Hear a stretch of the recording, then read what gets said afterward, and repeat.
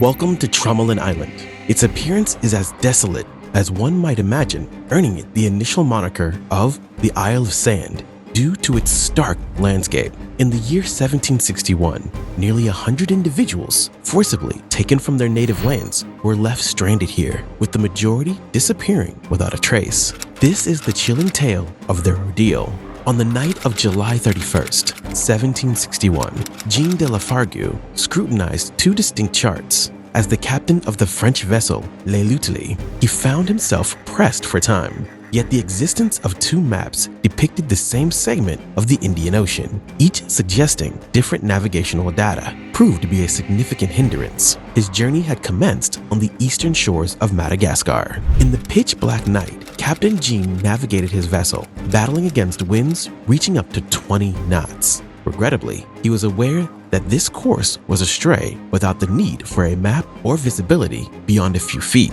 The absence of precise and dependable navigation charts on board meant he had to rely on flawed data to find his way. Under such circumstances, the prudent decision would have been to reduce speed and wait for daylight to accurately determine his position. Yet Captain Jean was in a situation where time was not on his side. Accompanied by a crew of 140 individuals, he was tasked with the mission of voyaging west from the Isle of France, presently known as Mauritius, to Madagascar with the objective of transporting supplies of beef and rice. The vessel was due to return to the Isle of France shortly. However, Captain Jean had a clandestine detour planned that was known only to him and his crew. While the earnings from the beef and rice delivery promised to be substantial, Captain Jean was enticed by the prospect of significantly boosting his profits. He intended for the ship to bypass the Isle of France en route to Rodriguez Island, where he planned to offload a secret consignment before heading back to the Isle of France with the original cargo. In the ship's hold, 160 individuals of Malagasy origin, encompassing men, women, and children, were confined, intended for sale upon arrival at Rodriguez Island. The financial gain from this human cargo vastly exceeded that from the beef and rice, prompting Captain Jean's eagerness to reach the destination as soon as the Malagasy were boarded. By the year 1761, these individuals commanded a high price, particularly since the Isle of France's governor had prohibited such trade. This journey was not only highly profitable, but also unequivocally illegal, placing immense pressure on Captain Jean's decision-making process. As he endeavored to ascertain their location, the crew diligently followed his commands to maintain the ship's course, since delaying for daylight was not deemed feasible by him. Yet as he exercised a bit more caution to wait for dawn, he would have spotted a small island lying directly ahead of their path. It wasn't the island itself that posed the greatest risk. Rather, it was the reef encircling it just beneath the water's surface. Captain Jean discovered the reef's protective nature over the island too late, as the tumultuous Indian Ocean waves led to the vessel's collision with the reef. Immediately, the ship was doomed. The hull was breached and it was inundated by water within moments. Captain Jean and the majority of his crew made a quick escape, swimming to the island's safety. Yet tragically, 18 crew members were lost to the sea amid a tempest and perished. Alarmingly, numerous Malagasy and cargo could not flee the engulfing waters. Only those who managed to escape via the breach created by the reef.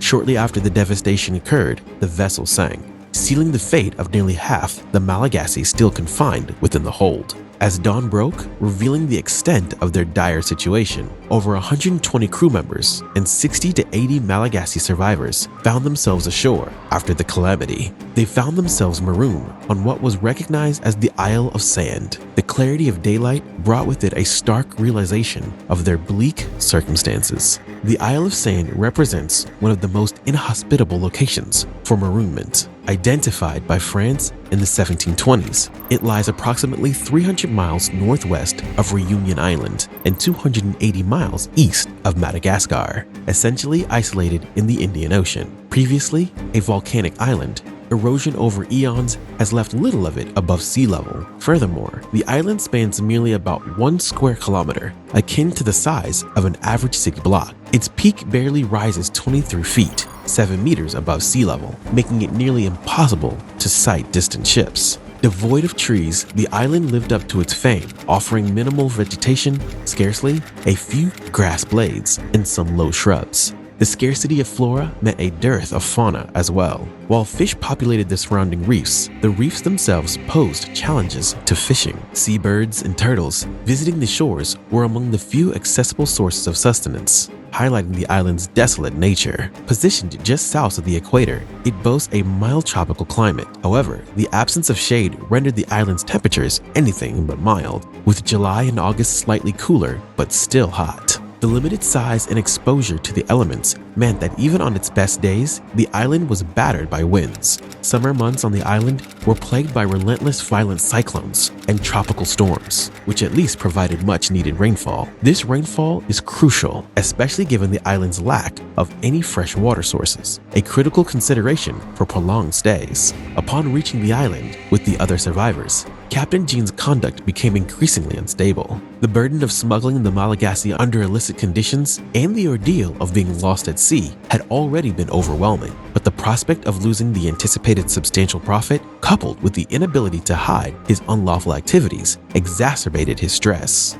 Facing potential rescue and the subsequent accountability before the Isle of France governor was a daunting prospect. Eventually, the pressure proved too much, leading to a discernible mental breakdown in Captain Jean, fundamentally altering his behavior. This forced his crew to strip him of his command. Subsequently, First Lieutenant Barthélemy Castellan du Vernet assumed leadership, initiating survival strategies. In the initial period following their stranding, survivors salvaged materials from the shipwreck washed ashore, while others dived to retrieve remaining supplies from the sunken vessel.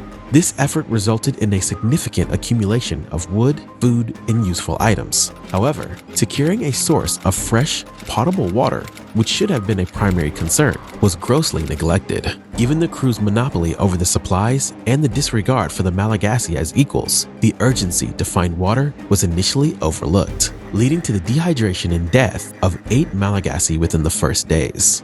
It was only following these deaths that the new leader mandated the digging of a well for water. Despite their collective plight, the stark social divide persisted, with both groups collaborating on essential survival tasks like building an oven for cooking and a forge for metalworking. Yet the distribution of food and water resources heavily favored the crew. A physical separation was also established, with the crew setting up their encampment at the island's opposite end from the Malagasy. The disparity in treatment was starkly highlighted when Barthélemy ordered the construction of a vessel from the remains of the Eleuthille, further emphasizing the divide. Remarkably, the directive wasn't merely to construct a makeshift raft from the debris. It involved crafting a bona fide ship from the ground up. Upon completion, this new vessel was cherished, the Providence.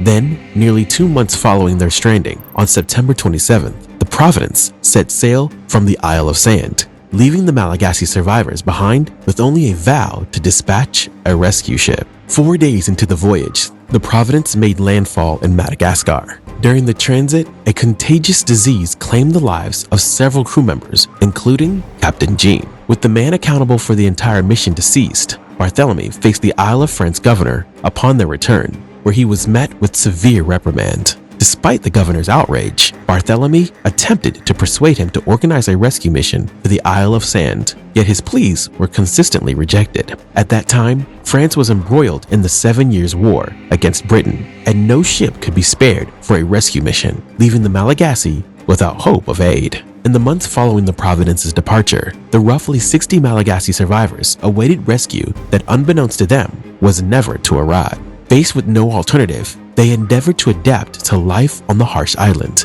Utilizing the limited natural resources, they constructed shelters from coral stones and sand pits. Interestingly, their burial practices involved creating structures akin to today's mausoleums, turning their living spaces into areas resembling graves. Coming from Madagascar's central highlands, the survivors found the coastal environment and available resources vastly different and challenging. Initially, reluctant to consume turtles due to cultural taboos, necessity eventually overcame hesitation as starvation loomed. These turtles and fish were consumed. Seabirds became their primary sustenance, indicating an adaptation to their circumstances. However, despite addressing basic survival needs, their numbers diminished due to illness or malnutrition. In a bid for rescue, 18 survivors embarked on a large raft in hopes of finding help, never to be seen again. As months extended into years, the diminishing hope saw the original group of 60 dwindle to 15 survivors after 3 years. A year post the Providence's arrival in Madagascar, Barthélemy returned to France, continuing his efforts to secure a rescue for the Malagasy, persistently reaching out beyond the governor for assistance. Barthélemy tirelessly lobbied any individual with political influence who could sanction a rescue operation for the Malagasy survivors. His persistence eventually overwhelmed the Isle of France Minister of Marine Affairs. 11 years following the sinking of El Latille in 1772, with the war concluded, Barthélemy's efforts bore fruit. The Minister of Marine Affairs consented to dispatch a rescue ship to the Malagasy. This process too was delayed, taking an additional 3 years before a ship was sent to the Isle of Sand. Even a sighting by a passing vessel in 1773 and Barthélemy's appeal to the French press did not hasten the rescue. The first rescue ship reached the island's surrounding reef in 1775, but retreated without landing. Another year elapsed before a second rescue attempt was made. This ship managed to navigate close to the island, anchoring near the reef. A rowboat was launched, but a storm caused it to crash into the reef, separating the sailors. One sailor managed to return to the ship, while the other reached the island, joining the Malagasy and eventually spearheading another raft construction. This raft, distinguished by its seabird feather sail,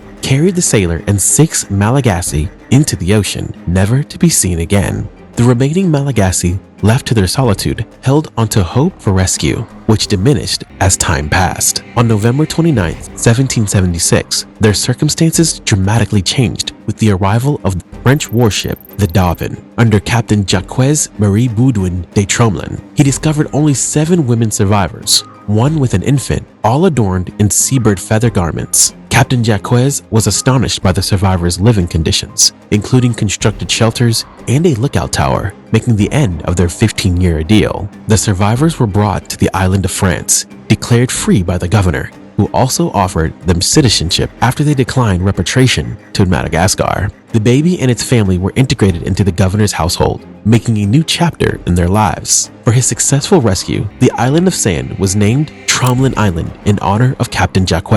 Tromelin Island, now an important archaeological site, has been the focus of expeditions since 2006, uncovering insights into the Malagasy survival through items left behind and constructed features. These findings, from shipwreck remnants to household and personal items, illustrate the survival's resilience and adaptability in the face of dire circumstances. Despite comprehensive archaeological work, the full details of the survivors' 15-year saga on Tromelin Island remain largely unrecorded, their extraordinary story of survival echoing through history. If you found this journey through history as captivating as we have, we encourage you to subscribe and like this video. Your support helps us to continue to uncover and share remarkable stories from the past. Don't forget to hit the notification bell so you never miss out on our exploration of history's most intriguing tales. If you have a story suggestion or a piece of history you're curious about, please let us know in the comments or through the submission form in the description. Your input shapes our journey through the annals of time.